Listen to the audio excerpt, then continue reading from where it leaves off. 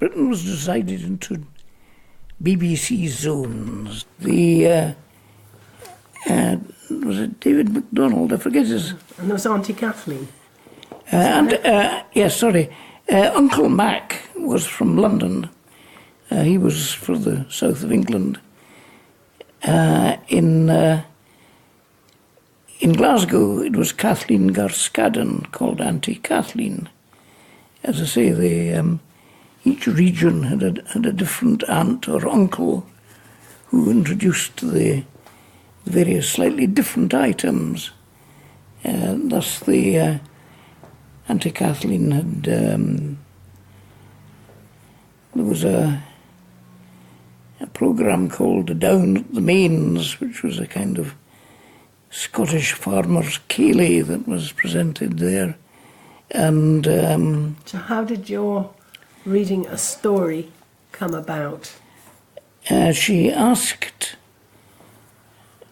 children to submit a 5-minute programme of their own choice. They could put in bits of their own writing if they wished. So I put in a short story of mine, which was actually a version of an Aesop's fable, and a number of very silly wee poems. And I was invited to read them, which I liked, of course. Huh. You were paid for doing it. Wow. With a letter. And if you got 4 letters, you were given a silver propelling pencil. Wow. I'm not sure anybody ever did get. Did you read on it as well or something? Did you? Yes, I read my short story in the poems. And, because I can remember this, of course it was only broadcast in Scotland. Yeah. In the Children's Hour, but I can remember the BBC building was in Queen Margaret's Drive. It's only recently been replaced now by a big new building for BBC, radio and television on Clydeside. But it was what had been a big private house. And I remember Mum and Dad were very excited in hearing my voice over the radio, and phoned to tell me that they'd come through and see me, and they did, and we went to the Botanic Gardens, and there was nothing much else to do, so I eventually came home. But after that, I was invited once or twice, at least 2 or 3 times. Once there was a kind of a round Britain quiz in which children were asked questions competitively from different areas, and I was on that. And then there was a programme dealing with Scottish castles, and in which a boy is talking to his uncle, who's telling questions about the various castles. And I remember I had a little job. I suppose I must have been paid some money for that. But it was only about 3 or 4 times. And but of course, at that time, I thought a wonderful new career was opening for me. Absolutely. This has happened many times in my life. The possibility of wonderful new careers. Yes. Oh, dear. Do you remember that one? Yes, I do. Do you remember actually when I was given it? No. It was one Christmas. This was my Christmas present. I see. Our parents. A reading book for junior school children. Various things in it. And it happened, it was a Christmas morning. And our presents were put by the side of the bed. Aye. And I had woken up, all excited, picked up my presents, nipped across into your bedroom, in your bed, and was sitting up, looking at the presents. Yes, yeah. When a very tired, sleepy mother's face appeared at the door, Aye. saying, "Och, have you opened them up already?" And I remember feeling so guilty, which was why, Yes. whenever I had children of my own, they were only allowed a stocking to open that. Yes. And we all sat round and opened the presents together. And so it made a heck of an impression on me. Yes. And it fitted in with the name of the book, Right. Joyful Hours, Yes. with so many miserable stories in it that were very sad. But also collections of poems from Wordsworth, Yeats. Yeah. It's funny, I don't remember this book so well. Well, I don't think really it was my book, and I'm not sure you must have read it, I think, at some time, because you read everything that came along. Yes. But, I think there's what is it? The dog in Edinburgh who died beside his... Pardon? Something Friars Bobby. Ray Friars Bobby. Ray Friars Bobby. Please give me my biscuit. I don't know if that's in there. Oh, there's the daffodils, Wordsworth daffodils. Yes. Is Grey yes. Friars Bobby in there? I don't know. There's Hiawatha. All right. Hiawatha and animals. Who's the one about Hiawatha? Hiawatha and the animals. Yeah. Then the little Hiawatha learned of every bird its language, learned their names and all their secrets, how they built their nests in summer, where they hid themselves in winter, talked with them whene'er he met them, called them Hiawatha's chickens. Of all beasts he learned the language, learned their names and all their secrets, how the beavers built their lodges, where the squirrels hid their acorns, how the reindeer ran so swiftly, why the rabbit was so timid. Talked with them whene'er he met them, called them Hiawatha's brothers.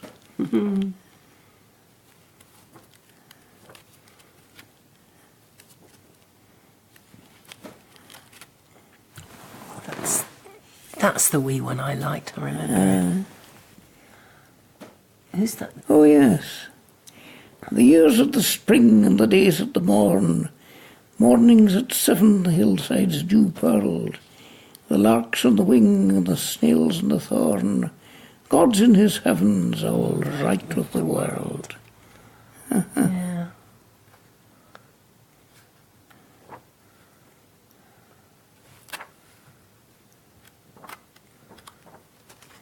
Yes. You've got questions at the back. Oh no, read these aloud. Come on, what's that one? Read these aloud. Both mother and father think that there is nothing there. A library literally littered with literature. Oh, tongue twisters. Or do you think they were there to make us enunciate more clearly? Yes. Thought of everything in those days. Has Harold Herbert Harding had his hard-earned holiday? The thing I remember at school in Yorkshire, in the church school, was they had what was called speech training, in which one of the things that you were down to say was, it's not the hunting on the hills that hurts the horse's hooves, but the hammer, hammer, hammer on the hard, high road. And of course the Yorkshire lads said, it's not the hunting on the hills that hurts the horse's hooves, but the hammer, hammer, hammer on the hard, high road. Which was much easier to say. Much easier. Funny, I remember that too. I remember, though, not being allowed to have 10 out of 10 for recitation when I came back to Glasgow until I got rid of my English accent, Oh dear. even though I'd learnt the poem perfectly. Oh dear, that wasn't fair. Nope. But that's life. No, I don't remember this book so well at all, which is Probably didn't let surprising. you read it. Probably didn't let you read it. Perhaps that's so. Because the colour pictures are rather nicely done. Yes, they are. Watercolour tinted. Yes. What comics did you have, though? Because you'd comics as well, didn't we? Oh, well, the Dandy and the Beano. Yeah, then. Of course, these were fully illustrated, you know, Yes.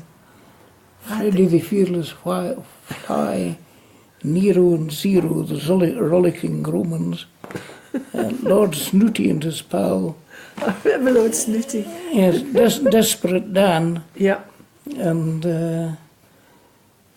but at the age of 12 or thereabouts, you gave up these if you were a boy, and I think you started reading, was it The Girl's Crystal? I had The Girl's Crystal and the School Friend. Hmm. I just always wanted to go to a boarding school because they all had such fun with midnight feasts and all the things that, Probably didn't happen. Probably didn't happen, you're Yeah. right. Yeah, yes, I wanted a boarding school. But we always had Rupert at Christmas time. One of us would get a Rupert album, would we not, at Christmas time? You falling asleep? No, You're reading. no, not. I was You're watching reading. it. Yes, I it remember was. Rupert at Christmas time. Oh yes, And all yes, the that. Rupert The annuals. Rupert annuals. Oh, I was very fond of those. They were great. Aye. You can still see the picture at the beginning with all the little fields and hedgerows, and they used to have a sort of puzzle where you'd just start at one end and go through and find your way to Rupert's house. Oh, I don't remember that. Remember them? They were I don't remember that one at all. book up, they had those. Mm-hmm. Yes, I liked Rupert. Aye. Because they're still published, aren't they?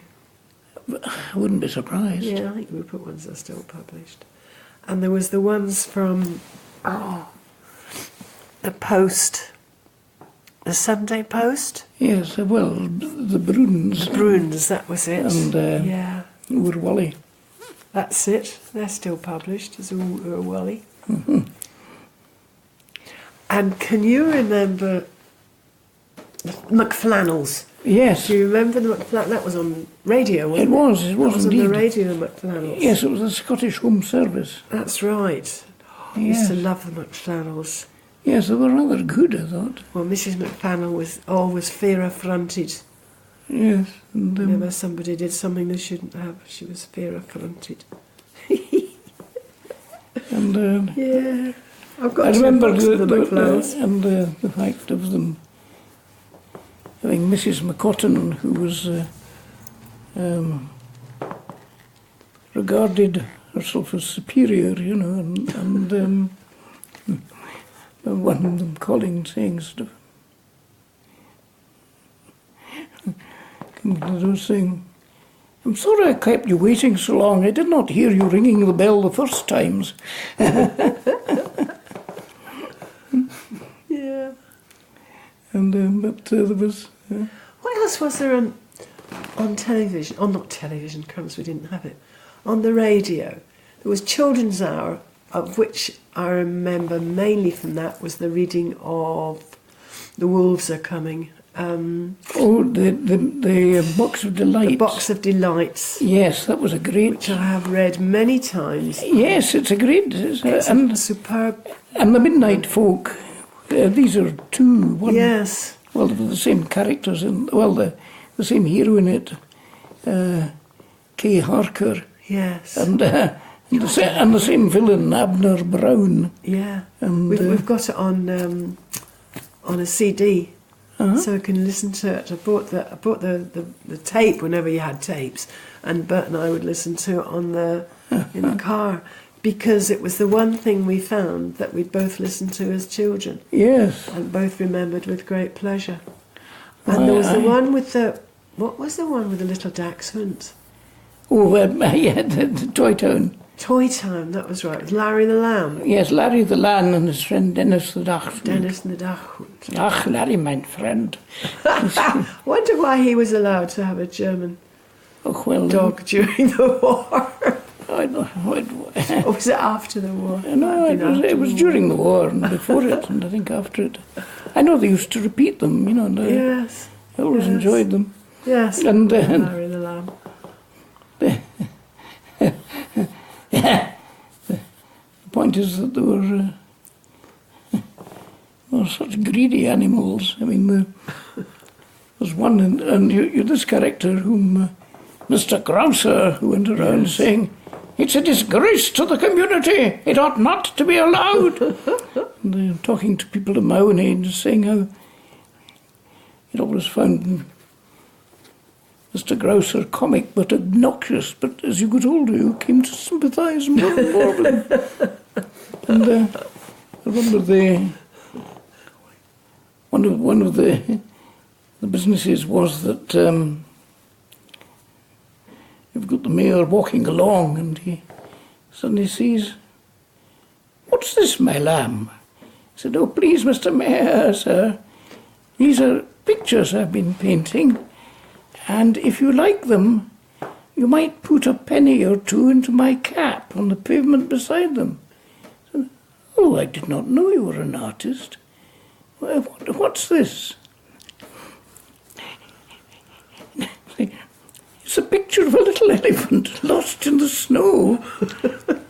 If you look closely, you'll see little tears trickling down his trunk." Saying, "Why, yes, you're a most talented animal. I'd rather like you to paint a portrait of me." "Oh, please, Mr. Mayor, sir, I'm only a little lamb. No, you. Anyway, Larry goes and finds that, returns to where he lives, and Dennis the Dachshund's there, and they've got an artist who's painting pictures that are being sent out by all kinds of animals to gather money. And he says, "But, he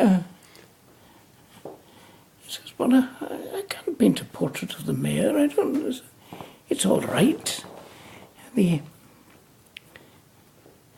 Our friend the artist will paint a portrait of the mayor, and you will take it wrapped in brown paper and put it on an easel and with the tubes of paint and brushes and pretend to paint it." And but the artist says, "But I don't know what the mayor looks like." And he says, "Well, no, but you know what a mayor ought to look like." "Well, I suppose in the business of you've got Larry going along and saying, and then Mayor saying, "I thought I would wear my mayoral robes, of course, with the hat and the chain, and you'd paint me holding a scroll in one hand and standing in front of the town hall, saying, please, Mr. Mayor, I'll do my little best. I'm there." See, I've got these little tubes of colours, and when I squeeze them with my hooves, the paint comes out. And yes, these are technical details. Anyway, the mayor stands for a while and starts puffing and saying, "Will this take much longer, my lamb?" And he says, "I don't think I can do any more, Mr. Mayor, sir. I've done my best." And here comes, "But that isn't me.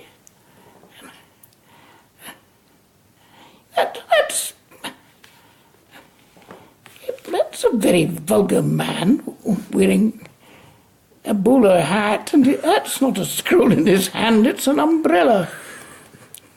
That isn't That isn't... what's it? That isn't the town hall behind me, it's the Pig and Whistle. Please, Mr. Mayor, sir, I've done my little best. And then Mr. Grocer comes in saying, it's a disgrace to the community. The animals from Hartville are sitting in pavements all over the town with pictures, etc., etc. How can you remember it all in such detail? Well, I just remember some of the characters, but not what they ever did. Well, you see, they replayed them several times. Not recordings, because in those days I don't think they had recording devices, but they just repeated it, but usually with Derek Guyler was the mayor. Oh, Derek Guyler, yes. Remember him. Can't remember the one who played Larry the Lamb. I'm sure we could find it. I think actually it was played by Uncle Mac.